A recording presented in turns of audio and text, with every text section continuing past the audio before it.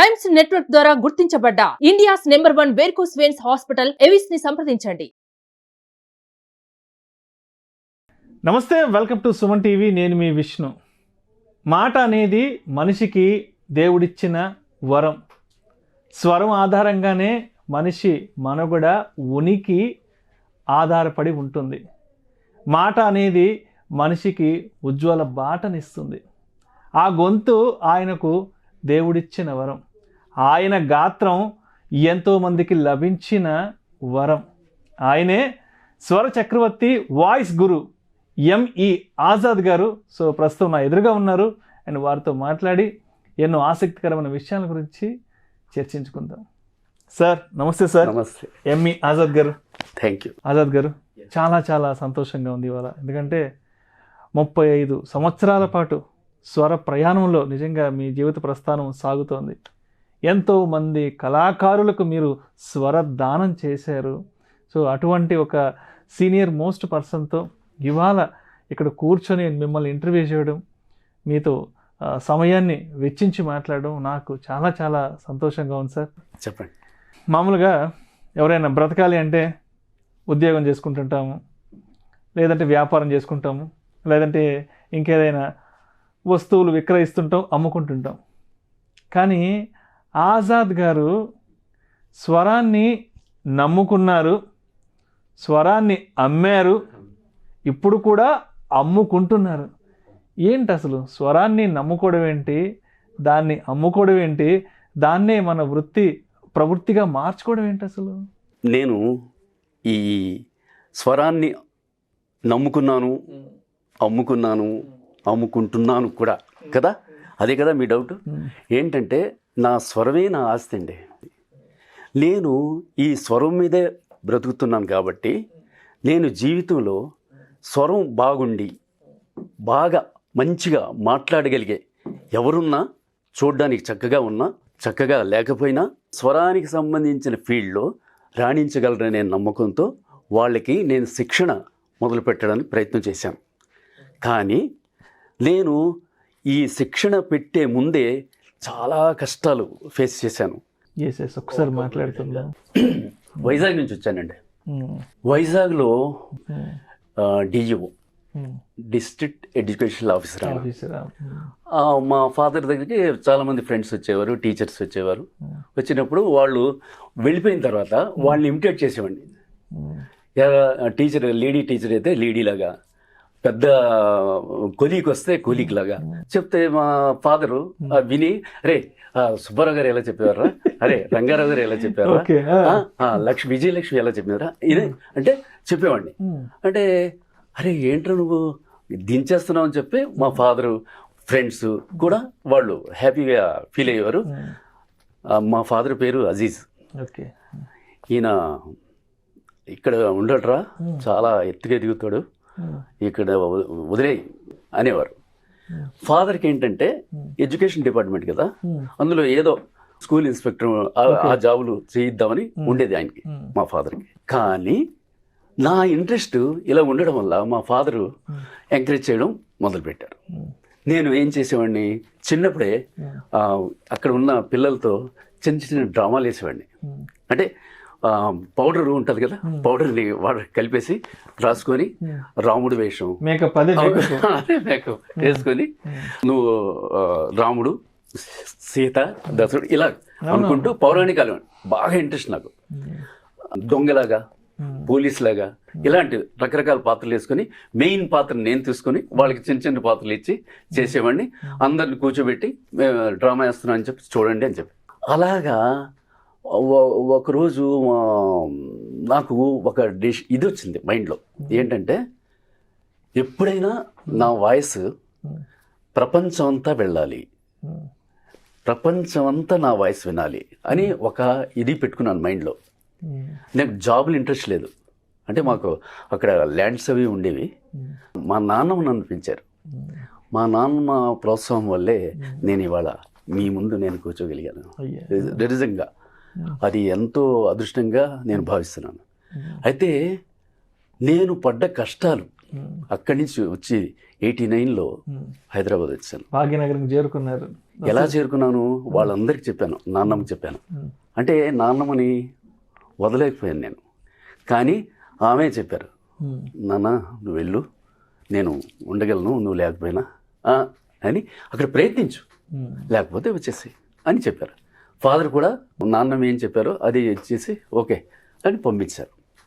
అయితే ఇక్కడికి వచ్చిన తర్వాత రేడియో అంటే తెలియదు, టీవీ అంటే తెలియదు, మైక్ అంటే తెలియదు, ఏమీ తెలియదు నాకు. డబ్బింగ్ అనేది స్పెల్లింగే తెలియదు నాకు. హైదరాబాద్లో నాకు 4-5 ఫ్రెండ్స్ ఉన్నారు, అంటే వైజాగ్ నుంచి వచ్చిన ఫ్రెండ్స్.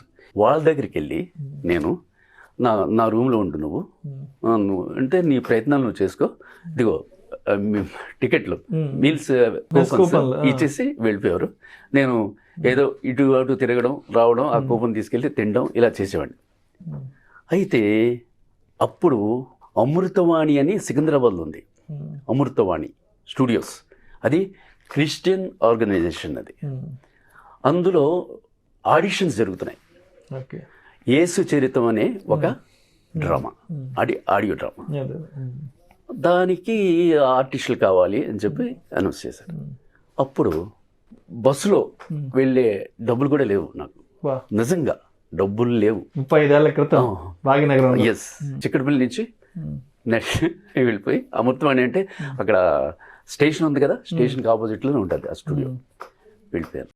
85 మంది ఉన్నారు అక్కడ ఇంటర్వ్యూలో. చూశాను. మనం ఎక్కడ ఈరోజు అనుకున్నారు, ఇంకా అందరు కూర్చున్నారు, పెద్ద పెద్దోళ్ళు. అంటే ఎలా అంటే వాయిస్లు గంభీరంగా వాళ్ళు మాట్లాడుతున్నారు. ఏంటి భయం వేసేస్తుంది నాకు. అరే ఎలారో బాబు వెళ్ళి ఫేస్ చేయడం అని. తర్వాత వెళ్ళాను, రాసి ఇచ్చాను, అయిపోయింది. సెలెక్ట్ చేశారు. చేసిన తర్వాత ఫస్ట్ డ్రామాకి పిలిచారు. అందులో నాకు చిన్న రోలు ఏంటంటే కొడుకు రోలు ఇచ్చి చదవండి అని చెప్పి చదివి 150 రూపాయలు ఇచ్చేశారు. మొదటి గౌరవ వేతనం. ఎస్, 150 రూపాయలు. మీరు హైదరాబాద్కి వచ్చాక అందుకున్న మొట్టమొదటి జీతం, గౌరవ వేతనం అంటారు. అదే నాకు 150,000 లెక్క ఇవాళ. 150,000 ఆ 150 తీసుకొని ఖర్చు పెట్టకుండా, ఒక్క ఎన్వి ఖర్చు పెట్టకుండా, నాకు ఎవరైతే నాకు లిఫ్ట్ ఇచ్చారు పిల్లలు, ఫ్రెండ్స్, షెల్టర్ ఇచ్చారు కదా, వెళ్ళాను. వాళ్ళ దగ్గరికి వెళ్ళిపోయి ఇది నా ఫస్ట్ ఇన్కమ్ తీసుకురా అని చెప్పి ఇచ్చాను. నీ దగ్గర ఉంచరా, నువ్వు నీకు కావాలి కదా. లేదు, నువ్వు నాకు ఇవాళ రూము తిండి అన్నీ పెడుతున్నావు, నువ్వు తీసుకో ఇచ్చాను. 1 year దాకా ఇలాగే 150 అలా ఇచ్చుకుంటూ, ఈ మధ్యలో డ్రామాలో వారానికి 2 సార్లు పిలిచేవారు వాళ్ళు. ఈ మధ్యలో నాకు చిన్న ఐడియా వచ్చింది. ఏంటంటే నా వాయిస్ ఇంత బాగుంది కదా, అడ్వర్టైజ్మెంట్ చేయొచ్చు కదా అని చెప్పి ఒక చిన్న ఐడియా వచ్చింది. నేనేం చేశాను, మన అమృతవాణిలోంచి ఒక తెలిసిన పర్సన్ తీసుకొని చిక్కడపల్లి వస్తే, చిక్కడపల్లిలో మేము ఎక్కడైతే ఉన్నామో ఆపోజిట్లో వెంకటేశ్వర ఎడ్యుకేషనల్ అకాడమీ అని ఉంది. అక్కడ రాధాకృష్ణమూర్తి గారని ఆయన దానికి ప్రిన్సిపాల్. సో అతని దగ్గరికి డేట్ చేసి రూమ్లో ఉంటాం కదా, వెళ్ళిపోయాను. ఫస్ట్ ఫ్లోర్లో వెళ్ళిపోయాను. వెళ్ళిన తర్వాత నమస్కారం సార్, చెప్పండి, ఇలాగ నేను అడ్వర్టైజ్మెంట్ చేస్తుంటానంటే, ఏంటి ఏం చేస్తారు మీరు అని అడిగారు. ఇలాగా రేడియోలో అవి చేస్తుంటాను అని చెప్పాను. రేడియోలో అప్పుడు రేడియో కూడా తెలియదు నాకు. చెప్పాను, వెంకటేశ్వర ఎడ్యుకేషనల్ అకాడమీ కదా, దీని మీద యాడ్ చేయండి మీరు, మా కోర్సులు ఇవి అంటే IMA IAF ఇవన్నీ ఉన్నాయి, వాయిస్ ఓవర్ లాగా చెప్పండి అన్నారు. అంటే నాకు 1 hour టైం ఇస్తారా సార్ అన్నాను. ఇచ్చారు. కూర్చొని వెంకటేశ్వర ఎడ్యుకేషనల్ అకాడమీ గురించి కోర్సులు KG నుండి PG అవి ఇవన్నీ రాశాను. రాసి పెట్టుకొని దానికి ట్యూన్ ఎలాగా అంటే ట్యూన్ దీనికి వెంకటేశ్వర ఎడ్యుకేషనల్ అకాడమీ అనగానే ఏం గుర్తుకొస్తుంది మీకు? వెంకటేశ్వర స్వామి అనగానే సుప్రభాతం వస్తుంది. అది ఏం చేశాను, అప్పుడు ఎవ్రీ సాటర్డే సుప్రభాతం వస్తుంది రేడియోలో కదా. అప్పుడు నేను ఆ సుప్రభాతం మైండ్లో పెట్టుకొని దాన్ని సుప్రభాతం దీనిలో కన్వర్ట్ చేశాను. అది చూడండి, గాడ్ ఈజ్ గ్రేట్ అండి, గాడ్ ఈజ్ గ్రేట్. అది కన్వర్ట్ చేసిన తర్వాత వెళ్ళి కూర్చున్నాను సార్ ముందు. కూర్చొని చెప్పండి అన్నారు ఆయన. సుప్రభాతం సార్, వెంకటేశ్వర ఎడ్యుకేషన్ అకాడమీ అని, ఇది 25 సంవత్సరాల నుంచి ఉంది కదా ఈ సంస్థ. నేను దీని మీదే సుప్రభాతం స్టైల్ చెప్పాలనుకున్నారు. గుడ్, చెప్పండి అన్నారు. కౌసల్య సుప్రజ రామపూర్వ సంధ్య ప్రవర్తతే అని వస్తారు కదా. కనీస విద్యార్హత ఉన్నా లేకున్నా, వయసు మీరినా సరే, SSC, inter, BA, BCom, MA, MCom, ఏ కోర్సులైనా సరే, రెగ్యులర్ లేదా పోస్టల్ శిక్షణకై అత్యుత్తమ సాధనం 1000 అకాడమీ. స్వల్ప వ్యవధిలో ఇంజనీరు కావాలంటే కర్తవ్యం Venkateswara engineering college. NDA, IMA, IAF Korukonda ఎంట్రన్సులకు కర్తవ్యం శివాజీ మిలిటరీ అకాడమీ. వివరాలకు వెంకటేశ్వర ఎడ్యుకేషన్ అకాడమీ, చిక్కడపల్లి, హైదరాబాద్ అని చెప్పాను.